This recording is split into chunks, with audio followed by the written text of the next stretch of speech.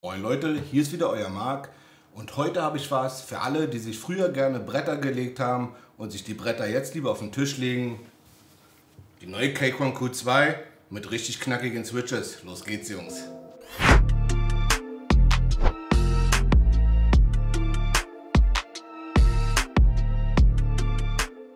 Da habt ihr euch jetzt ja gefragt, was war das hier für ein Schwachsinn? Irgendwas muss ich ja machen als Intro, ne? Es ist auf jeden Fall eine Custom Keyboard Intro und Review. Eigentlich das erste Custom Keyboard, was wir machen. Ist es wirklich Custom? Nein, es ist so ein Pre-Build, Barebone ISO-Ding. Also man bestellt sich schon eigentlich alles blank, ne? Sieht dann, ich habe mal was vorbereitet, sieht dann quasi so hier aus. Ihr bestellt euch das Ei blank. Ist das cool? Ja, ist eigentlich ganz nice. Warum? Weil ihr mal was kriegt, was ihr sonst nicht kriegt, werde ich auch gleich erklären. Und mal was reinmachen könnt, also ihr könnt euch einfach was zusammenstellen, auf was ihr Bock habt. Das hat Vor- und Nachteile, das werde ich euch alles erzählen, welche Vor- und Nachteile das hat. Sieht auf jeden Fall schön aus, fühlt sich schön an, das kann ich schon mal vorab sagen. Aber dazu kommen wir gleich. Als allererstes, was haben wir hier überhaupt? Das ist ein Keyboard der Marke Kaycon. Ich glaube States, also aus den USA oder beziehungsweise Design und geplant in den USA. Ob es wirklich so ist, kann ich euch nicht sagen. Im Endeffekt wird es aber definitiv irgendwo aus Asien kommen, denke mal aus China. Hier funktioniert immer noch viel über so Kickstarter-Kampagnen und vorher reinbezahlen und ein bisschen warten und dann kommt das Keyboard und so. Geht hier auch recht fix alles. Bei Wooting haben wir jetzt länger gewartet, muss ich sagen. Oder wir warten immer noch auf Wooting. Für alle, die da zum Beispiel wissen wollen, wie es da weitergeht. Wir wissen es auch nicht. Ist jetzt Ende März und wir wissen nicht, wann das kommt. Sollte mal Q1 kommen. Ich gehe ja jetzt mittlerweile ich persönlich von Q3 aus bei der Wooting, bei der 60er. Hier kann ich sagen, die bei Kaycon sind immer ziemlich schnell, aber wenn ich mir den asiatischen Markt immer angucke, den chinesischen, diese Sachen, die sie hier kommen, die gibt es auch bei anderen Herstellern zu anderen Preisen. Ne? Dazu mal dann auch jetzt kurz einen Überblick, einfach mal schon mal vorab für euch, was das so preislich im Visier ist für euch. Also ich denke, das ist ein großes Thema. Für alle, die jetzt denken, irgendwie, hier für 100 Euro würde ich ausgeben für eine Tastatur. Das wird hier wahrscheinlich nichts. Custom habe ich immer so jetzt so durchgerechnet, also alles, was ich so gesehen habe, auch wenn man es günstig sich irgendwie besorgt und so, also unter 200 Euro kommt ihr nie raus. Rechnet mal so mit 300 Euro, vielleicht auch mit mehr als 300 Euro. Ich habe das Ding hier von von Alternate geholt. Bei Alternate hat der Spaß 219,99 € gekostet. Was habt ihr dafür, oder was habe ich dafür gekriegt? Wie gesagt, ich habe hier halt dieses Barebone gekriegt, ne? Das gute Stück hier. Mit Knob, also mit hier oben diesen Knopf, den ich noch erklären werde. Habe diese Box gekriegt. In dieser Box war halt dann nur dieses Barebone drin. Ich mache mal die Box auf an sich. Boah, Leute, richtig gute Box, ne? So ganz stabil. Ich zeig die mal hier rein. Mal hier die Box gekriegt. Das ist sie. Ja. Hab schon alles rausgerissen eigentlich. Ist halt so eine kleine Anleitung drin. So ein schönes Coiled Cable. So ein Coiled Cable hier kostet entspannt auch mal. Da habe ich mal kurz was rausgesucht gehabt beim Schachtelkönig hier. Beim Gehäusekönig hier.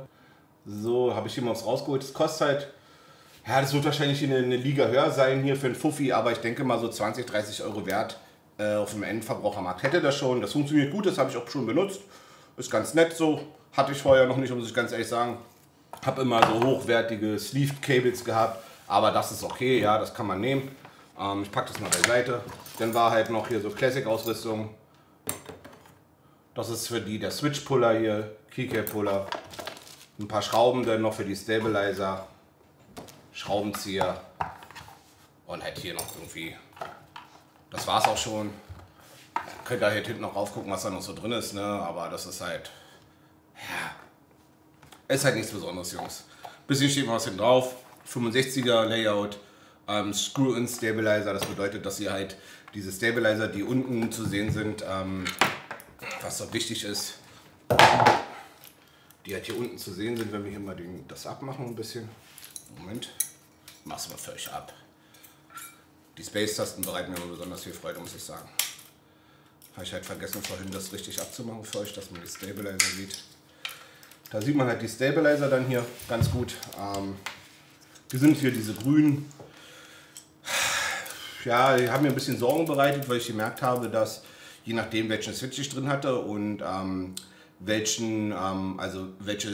Tastenkappen von welchen Anbieter ihr drauf habt, ihr da auch Probleme kriegen könnt, dass wenn ihr die halt da draufsteckt, ja, das irgendwie dann so wie stuck so.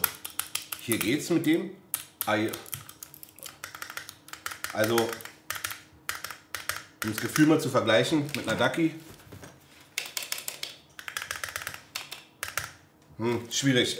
Kann sein, dass ich einfach nicht die richtigen Tastenkappen habe, weil Tastenkappen dafür eigentlich von Kaychron auch direkt angeboten werden. Double Shot PBT und ABS, also in Anführungsstrichen hoch- und minderwertig. Ne?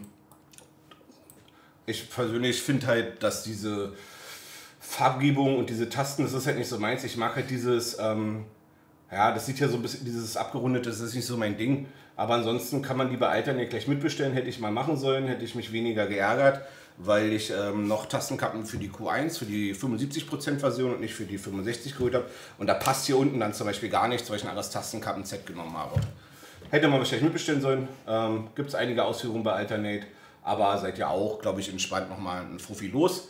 Wo wir dann zum Beispiel jetzt beim Barebone und hier schon dann bei so 270 € wären. Und dann habe ich natürlich auch einen Kopf gemacht, wie ihr hier oben schon seht, habe ich natürlich ein bisschen was geholt, so in die Richtung, ja, ordentliche Switches halt, ne. Habe mir was überlegt, so mal was zu holen. Was hast du noch nicht gehabt? Habe ja in Sachen Hotspot auch gar nicht so viel gehabt bis jetzt. Habe halt diese Ducky 1.3, also 1.3 Mini. Da sind diese Silent Reds drin, dieses auch Hotspot, das war cool. Hab mir dann aber dadurch, dass ich vorher so diese Silvers gespielt habe, hier drüben auf meiner Ducky Mecha Mini habe ich halt die Silver gespielt, erkennt ihr übrigens auch an dem silbernen Enter-Taste hier. Habe ich mir überlegt, naja gut, holst du dir mal Speed Switches. Und dann habe ich gesehen, dass bei Kayle eine Menge neue Speed Switches am Start waren und habe mir dann gedacht, ja gut, dann gönnst du dir die halt mal, ja. Holst du dir ein paar Speed Switches und habe ich dann noch gemacht, ja. Habe mal hier für euch das als Foto vorbereitet. Unter anderem Super Speed Switches Copper, das sind die hier. Müsst ihr euch vorstellen, das sind vom Gefühl her sind das wie Cherry Silver Switches so. Die sind ganz nice, kann man machen auch Spaß. Sind die schwersten Speed Switches, die ich je irgendwie hatte. Und wie ihr seht, die haben noch einen Pre-Travel, also den Weg bis sie auslösen von 1,1 mm. Aber was ich halt ein bisschen komisch fand, ist, dass diese Abweichung 0,3 mm nach oben und unten sein kann. Von Cherry kenne ich das nicht. Das letzte Datenblatt, was ich damals gefunden hatte, bevor die gelöteten Cherry Silvers rausgenommen haben, da war die Maximalabweichung 0,1 mm. Finde ich schon ein bisschen besser, muss ich ehrlich sagen, weil 0,3 ist schon viel. Weil 0,3 plus oder 0,3 minus kann halt auch 1,4 sein, kann aber auch 0,8 sein. Und das ist schon ein bisschen doll, also 0,8 ist sehr groß. Und wenn die sich sehr doll variieren alle, könnte da ein komisches Gefühl aufkommen. Nichtsdestotrotz sind die wirklich schnell, fühlen sich hochwertig an, ja, und war jetzt nicht enttäuscht, muss ich sagen. Hab noch ein paar andere geholt.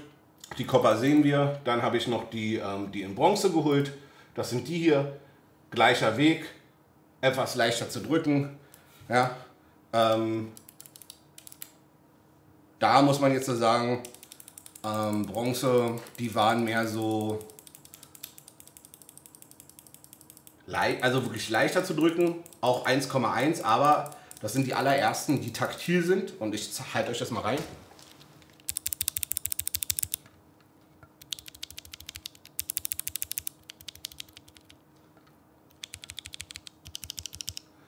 Und ihr habt halt gehört, das ist halt wirklich so eine ganz leichte Auslösung, so ein ganz leichte Klicken. Aber ich habe die on-stream gespielt, 2 oder 3 Tage, glaube ich, oder 4 sogar. Und es ist keinem ausgefallen, dass ich taktile, also Switches mit Klick spiele. So leise sind die. Die haben ein mega geiles Gefühl und der Klick hilft einem wirklich, diesen Punkt schneller zu registrieren und dadurch auch schneller wieder loszulassen. Dadurch kann man extrem schnell diese kurzen Abstufungen machen. Also wenn man ganz kleine Korrekturen macht in-game, mega gut möglich damit, weil man durch diesen ganz leichten Klick ein mega geiles Gefühl kriegt. Hat mir mega gut gefallen. Auf der Q2 war mir auch sehr, sehr, sehr überrascht. Wirklich schön. Hat wirklich schön dazu gepasst. Das habe ich noch geholt. Ganz klassisch Silver von den V2 Switches von Kailh. Der hat wirklich diese ganz klassische Charakteristik hier. Wie so ein Cherry Silver. Ja, ach so, jetzt habe ich den falschen Bericht. Wie so ein Cherry Silver. Fühlt sich ganz normal an, nichts Besonderes. Keine Ahnung. Wenn ich jetzt einen normalen Silver nehme, finde ich den von Cherry besser, muss ich sagen. Rein vom Gefühl. Nichts Besonderes für mich. Aber eine besondere Sache habe ich noch besorgt.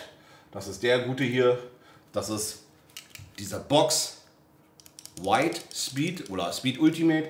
Das ist der erste Box Speed Switch, den es wohl gibt auf der Welt. Warum Box? Box ist halt immer hier, also ist halt immer diese Form, wie diese Aufnahme ist. Also ihr habt hier noch dieses klassische Sherry-Kreuz in der Mitte. Ihr könnt auch ganz normal Keycaps nehmen, die Sherry sind, ja. Und das halt so aufdrücken. Schnick, das geht, ja. Ohne Probleme. Was nicht so gut geht, ist bei größeren Tasten, wie zum Beispiel bei der Space-Taste, wenn die nicht gut gemacht sind oder wenn das ein schlecht verarbeitetes ABS oder PBT ist, kann es da haken und dann kann es sein, dass die Space-Taste gar nicht mehr rauskommt. Das habe ich bei der Q1 drüben. Ist nicht so geil bei den Box-Dingern. Ansonsten ein schönes Gefühl, lösen früh aus. War eigentlich sehr nice. Overall, diese Switches, die ich hier getestet habe, die zeige ich euch gleich auch noch im LDAT, wie die sich verhalten auf der Q2 und auf der Ducky 1.3 Mini im Vergleich, nur damit man mal sieht, wie die alten Kennwerte und die neuen Kennwerte so sind. Kann sagen, dass ich von den Switches hier am meisten wirklich diese Clickies hier empfehlen kann. Die finde ich sehr geil und ich glaube rein vom, also wenn man was Schweres sucht, dann kann man die nehmen, aber ja, die schweren, wenn man gar keinen Klick mag, sind die schweren auf jeden Fall den rein silbernen vorzuziehen. Also für mich diese klickenden auf 1, die schwereren auf der 2, danach kommt die Box und ganz hinten dann diese silbernen. Das sind alles V2s, also die neuesten Varianten. Die liegen preislich auch gar nicht so entspannt, muss ich sagen. Ich zeige euch mal die Ali-Seite dazu. 10 Stück immer 3,59 € jeweils, ja. Direkt im Kailh Official Store bei AliExpress. Bei Shockfox kann man die auch beziehen. Ich weiß nicht, von wo der versendet. Das ist schon nicht so geil. Hier unten könnt ihr euch dann noch mal ein bisschen was angucken dazu, wie die aufgebaut sind und so. Die sind Gold kontaktiert, haben 80 Millionen Klicks zum Beispiel. Das ist schon alles stabil gemacht, also qualitativ sehr gut. Wie gesagt, für mich nur diese Toleranz zu hoch, diese 0,3 mm bei der Auslösung und 0,3 mm bei der gesamten Bewegungsdistanz im Switch. Weiß nicht, ob das nicht anders ging, aber oft muss ich auch sagen, dadurch, dass Hotswap ist, ist ja diese Gehäusegröße anders als früher mit dem verlöteten. Ist okay, denke ich. Und diese komischen Red Pros hier hinten, die habe ich gar nicht erst probiert, weil das ist irgend so ein, da ist auch keine Goldkontaktierung drin, hatte ich mir angeguckt, deswegen habe ich die gar nicht erst bestellt. Und bei diesen Ultimates, die drücken ein bisschen mehr ins Geld. Wenn ihr 90 Stück nehmt, seid ihr bei den 60er und wenn ihr eine 75er Board habt, braucht ihr auf jeden Fall 90. Da bleiben auch nicht mehr viel übrig dann. Habe hier da meine Dark Web Typen mal rausgeholt. Also da bleiben nicht mehr viel übrig. So 10, 15 Stück bleiben übrig. Hier bei den Clickies, wenn ihr einen 65er macht, bleibt schon ein bisschen mehr mit bei 90 Stück. Ihr habt hier oben auch immer den Preis noch mit drauf. Also die sind auch direkt aus dem Werk gekommen alle. Und kann da einfach nur sagen, ging halt fix. Durch 2 Wochen hat es nur insgesamt gedauert. Alles, das war schon ziemlich schnell. Fand ich, geht auch schneller, na klar, aber das war halt kostenloser Versand ohne Zoll. Und war stabil. Habt ihr jetzt noch hier, werde die auch noch in anderen Keyboards testen. Werde, glaube ich, meine Ducky auch umbauen. Ansonsten weiter noch zu dieser Kaychron Q2. Von der Haptik her, sehr schönes Board. Kann man umstellen, Windows und Mac. Mega schwer, 1,7, 1,8 Kilo das Ding. Auf 65 ist schon hart. Ich habe mit Knopf genommen, Multimedia-Knopf, den man drücken kann. Der ist sehr hochwertig. Aber was ich ein bisschen komisch finde, ist halt, also, wenn man, das sieht man, denke ich mal, dass ich diese Platte, also generell diese PCB, die lässt sich halt irgendwie so reindrücken. Also das finde ich, die hat halt sehr viel Spiel. Das fand ich halt ein bisschen komisch, dass sie halt da drunter irgendwie, ja, keine Ahnung, also für 220 Euro. Und wenn ich hier jetzt doll raufdrücke und, also man sieht es hier, glaube ich, und die ganze PCB bewegt sich nach unten mit dieser Metallplatte. Gut, es hat ein bisschen Spiel und das ist wahrscheinlich auch durch dieses Dämpfungsmaterial, was hier drunter ist, ist es wahrscheinlich so gewollt. Aber, weiß nicht, für mein erstes Custom Board, was 260 Euro gekostet hat, habe ich ein bisschen mehr erwartet, ein bisschen mehr Qualität. Habe das ganze QMK mir schon angeguckt, aber wir programmiert oder noch neu geflasht oder so habe ich das noch nicht. Habe erstmal out of the box einfach das Ding rausgenommen, getestet, Switches reingemacht, Keycaps, die ich gut gekriegt habe, noch raufgehauen und einfach gespielt, um zu sehen, wie einfach diese out of the box Experience für mich ist. Weil ich eigentlich auch nicht so der Typ bin, der ewig lange was bauen will. Ich würde auch, glaube ich, auch nur im äußersten Notfall mir bei KBD oder so irgendwie bei einer Keyboard-Seite mir das und das und das bestellen und die Matte reinmachen und das und das. So bin ich ja nicht. Deswegen feiere ich auch eigentlich diese Duckies so. Natürlich die alte Ducky Mecha Mini feiere ich mehr und würde mich freuen, wenn die Dreier auch irgendwann Mecha kommt. Das wäre natürlich mein Endgame. Ist der Preis gerechtfertigt? Also vom Metall her, rein von der Haptik her und vom Design her sehr schön, sehr schlicht. Ergonomie passt. Switches kann man alles mögliche, was Hotswap ist und nicht optisch reinknallen, das passt auch. Ich glaube, dass wenn man das wirklich, also da dann Wert drauf legt und das Ding spielen will, man diese Platte oder was auch immer nochmal dann aufmacht und guckt, warum sich das durchdrückt, vielleicht anderes Dämmmaterial reinmacht und so weiter und so fort. Also alles das, worauf ich eigentlich gar keinen Bock habe, irgendwie dann noch irgendwie 50 Stunden zu investieren, nur damit das Keyboard dann irgendwie dann am Ende so ist, wie ich es haben will und nochmal 100, 200 Euro reinzudrücken. Wir sind ja so schon mit den Keycaps für 60 Euro, mit den Switches für einen 60er, sind wir ja schon bei 350 Euro, Leute. Und ist es 350 Euro wert? Schwer, also ich sag mal so, ich habe ja hier eine alte Ducky Mecha Mini, ja, gut, die wiegt nur 980 Gramm oder so, oder 900, ist jetzt nicht ganz so schön gerändelt hier mit den, sich so aus einem Stück gefräst. Die Ergonomie ist auch noch die alte, die ist nicht ganz so ergonomisch wie die. Muss aber sagen zum Beispiel, dass bei Ducky rein so was die Stabilizer angeht, auch schon in der alten, waren hier sogar schon die Stabilizer besser. Also finde die Stabilizer da drüben einfach nicht gut. Ganz ehrliche Sache. Und bei der Dreier sind die, glaube ich, noch besser. Ja, bei der Dreier ist noch schöner der Stabilizer. Da habe ich gar keinen Wobble. Ja, ganz anderes Level. Ist okay, sage ich mal. Hier sieht man es auch wieder schön. Ich drücke das hier rein. Guckt mal. Und alle Tasten kommen halt so mit runter. Das ist halt nicht. Seht ihr das? Das ist halt nicht normal, Leute. Das verstehe ich. Also das kann in meinen Augen nicht sein für das Geld. Ich weiß nicht, ob das ein Makel und Manko ist.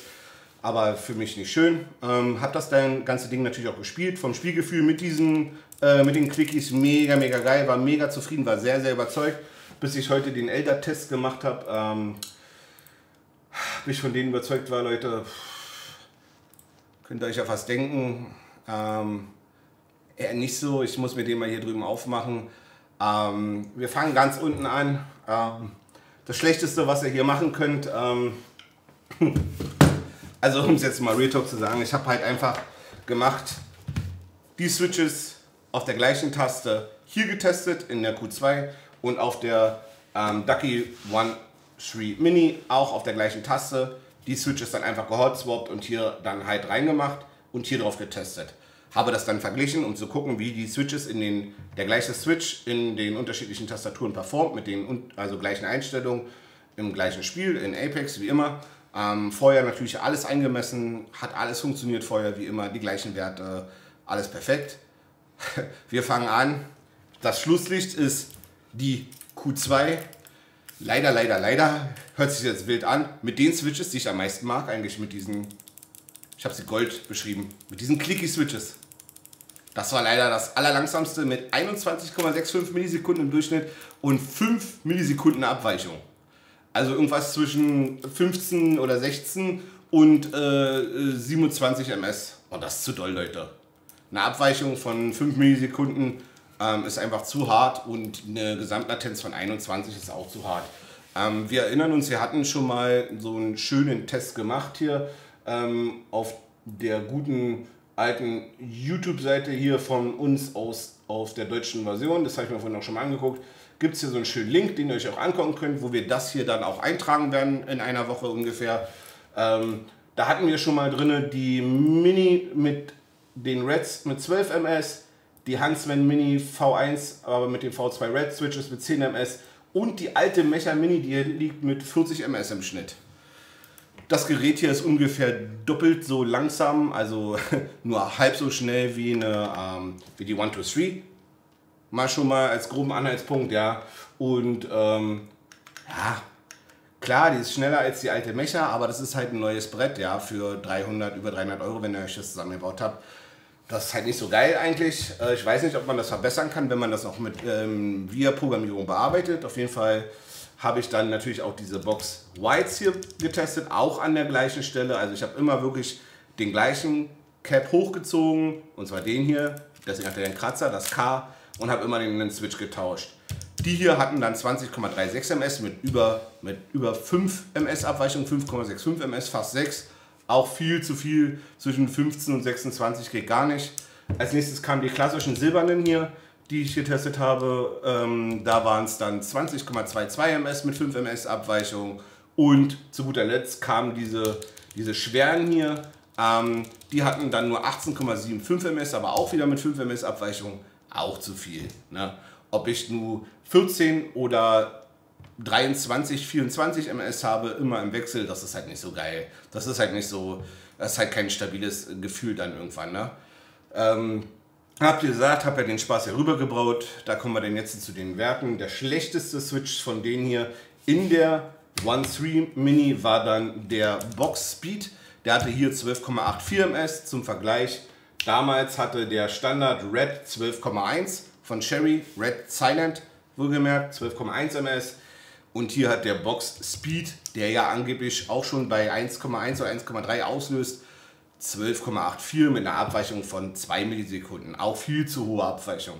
Als nächstes kam dann den ich so mag, der Clicky. Der hatte dann 11,49 ms mit 1,42 ms Abweichung. Das wäre dann schon schneller gewesen als der Silent Red, den wir standardmäßig hier drin haben in der 1.3 Mini. Danach kam dann wirklich der silberne, also Classic Silver Switch. Kann leider nicht vergleichen, wie ein Cherry Silver ist. Die werde ich mir auch noch besorgen, weil das interessiert mich sehr, ob dieser V2 von Kale schneller ist als ein Cherry, ein aktueller mit Crosspoint. Weil das will ich wirklich wissen und das will ich auch gegenüberstellen. Und der schnellste war dann der Copper, der dunkle, der schwere wieder.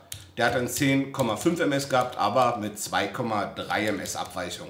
Also sehr hoher Abweichungswert leider. Aber rein vom Gefühl her, muss ich ehrlich sagen, war für mich dieser Clicky, dieser Klick, das war einfach, das war ein ausschlaggebend das beste Gefühl für mich. Würde ich euch empfehlen, das Brett zu kaufen. Wenn es euch nicht um MS geht und ihr das ästhetisch findet, schön findet, was sucht, was irgendwie 65% ist mit einem Knopf zum Drehen, den man auch Multimedia benutzen kann, wo man alles selber machen kann, wo man ein bisschen Arbeit, Zeit drin stecken kann, wo man das so ein bisschen als Hobby sieht, wo man sich individualisieren kann, stark individualisieren kann, wesentlich stärker als in der Ducky. Könnt ihr euch das geben. Ich finde es ein bisschen teuer. Wir haben auch geguckt, auf der Kaycron-Seite selber sind es ja dann nur in Anführungsstrichen, ich glaube 159 US-Dollar. Ja. Da kommen aber, wir haben unsere alte Bestellung angeguckt, unsere Q1, nochmal 30 US-Dollar Versand zu und dann kam nochmal Zoll zu. Also ist, glaube ich, nicht wirklich, also maximal 10, höchstens 20 Euro billiger, als wenn ihr es bei Alternate bestellt. Dann müsst ihr euch fragen, ob ihr das wollt. Hier gibt es noch andere Versionen, auch Barebone ISO ohne Knob. Dann hat das Ding hier halt, wo der Knob ist, ein Loch. Ja, müsst ihr wissen, ob ihr da Bock drauf habt. Ist ein schönes Gefühl, aber für mich zu teuer. Leistung und Preis passen da nicht. Okay, Windows, Mac anwenden und QMK alles selber programmieren, ist alles okay. Aber ich habe halt das Gefühl, dass wenn ich für 119 oder 109 US-Dollar so ein Gerät hier kriege, okay, das ist Plastik, ja, aber später irgendwie für 130, 140 US-Dollar das Ding mal einen Mecher kriege und hier die Switches auch denn reinmachen könnte, wenn ich wollte, da bleibe ich dann doch lieber bei der Ducky, muss ich ehrlich sagen. Die ist jetzt auch gut, die hat neue Dämpfung, alles, die ist super, die Dreier. Wenn die mal kommt, endlich in Deutschland, guckt euch die auf jeden Fall an. Das ist das, was ich allen empfehle. Und spart euer Geld vielleicht oder kauft euch was anderes, ein besseres Custom Board. Q1 mache ich auch noch, ja, kommt auch noch eine Review, das ist das 75er davon, aber da besorge ich erstmal ein ordentliches Tastenset zu, also Keycaps, weil Keycaps in Deutschland kriegen, die geil sind, die hier leuchten zum Beispiel nicht durch, die ich hier drauf habe, ja, die sind komplett zu, Double Shot PBT, was wirklich gut ist zu kriegen, was auch passt, fast unmöglich, ja. Und Lieferzeiten auch abartig hoch. Guck mal jetzt noch ein bisschen in China auf der Ali-Seite, was ich da so finde. Aber ansonsten glaube ich zurzeit mehr Kopfschmerzen mit so einem Custom-Bild als mit einer schönen Ducky 3, wenn die irgendwann mal beim Gehäusekönig ankommt, dieses Jahrhundert. Hoffe, ich habe keine Fragen offen gelassen. Das sollte auch kein Custom-Bild-Review, also es sollte kein Video werden, wo ich ein Custom-Bild für euch mache. Wollte euch das nur mal zeigen, ja. Für alle, die sich übrigens jetzt gerade noch gefragt haben, na, wie ziehe ich denn jetzt die Switches raus? Hier ist so ein total beschissener Puller bei hier. Den macht ihr dann da so runter, dann zieht ihr da raus. Ja, habe ich richtig gut gemacht. Also der ist auf jeden Fall Müll. Ich habe eigentlich noch einen geileren von Kale, aber den finde ich gerade nicht. Dann habt ihr halt hier das Loch, ne? Da schiebt ihr den rein, gibt nur eine bestimmte Kontaktierung. Und ihr seht anhand, wo die LED ist, ob die jetzt in North, also oben oder South unten gemountet ist. Hier sieht zum Beispiel unten die LED und bei Ducky ist die oben, wie rum ihr den reinstecken müsst, weil ihr habt hier unten halt quasi ein Loch, da guckt die LED durch und hier hinten habt ihr eine eindeutige Belegung. Ihr könnt es eigentlich nicht falsch anstecken und wenn es falsch ansteckt, dann verbiegt sich der Pin und ihr habt den Switch weniger, Leute. Macht das nicht so oft, wenn ihr nur 90 gekauft habt und 75er Board macht, weil dann habt ihr gar nichts mehr. Ansonsten, Jungs, danke fürs Zuschauen. Hoffe, das war aufschlussreich für euch. Werde die K-Core nicht weiterspielen. Werde diese taktilen Switches in meine Ducky basteln und dann die Ducky mit den taktilen Switches spielen. Weil ich weiß, die Frage wird kommen als Kommentar. Wenn ihr das noch geguckt habt, freut mich das. Ansonsten freue ich mich auch über eure Kommentare, Fragen, Anregungen, was auch immer. Einfach unten rein. Ich werde es beantworten, Leute. Danke und bis zum nächsten Mal. Ciao.